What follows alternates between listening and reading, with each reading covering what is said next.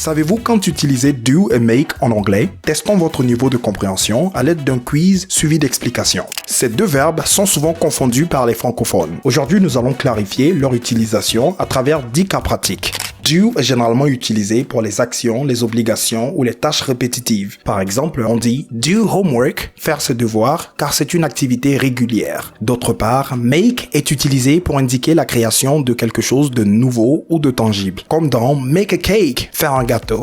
Now, let's test your skills with a series of quizzes. 1.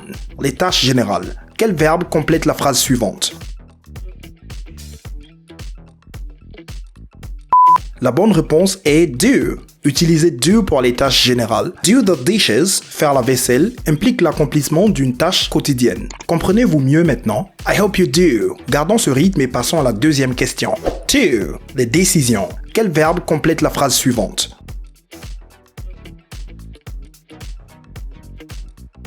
La réponse correcte est make. Utilisez make pour les actions qui créent un résultat spécifique. Prendre une décision est un acte de création. Do make a decision. 3. Les exercices ou devoirs de maison.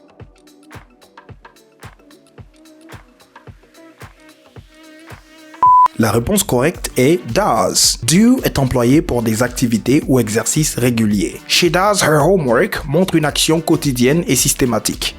4. Les impressions.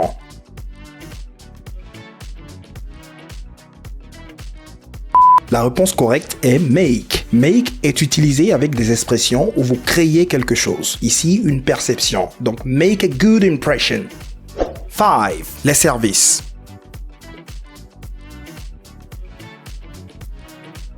La réponse est do. Do est utilisé pour les actions en faveur de quelqu'un. Donc, do me a favor signifie réaliser une tâche pour aider. 6. Les rendez-vous. La bonne réponse est make. Utilisez make pour l'organisation ou la création d'événements. Make a meeting implique l'arrangement d'un nouveau rendez-vous. 7. Les sports.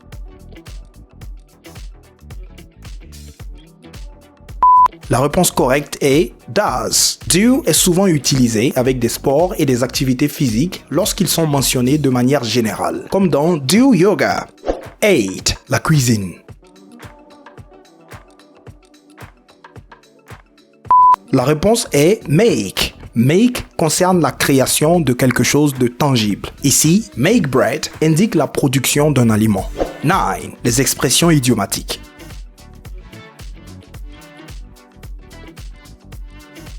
La bonne réponse est do. Utilisez do pour les expressions idiomatiques qui parlent de l'effort, comme do your best pour faire de son mieux. 10. Les relations.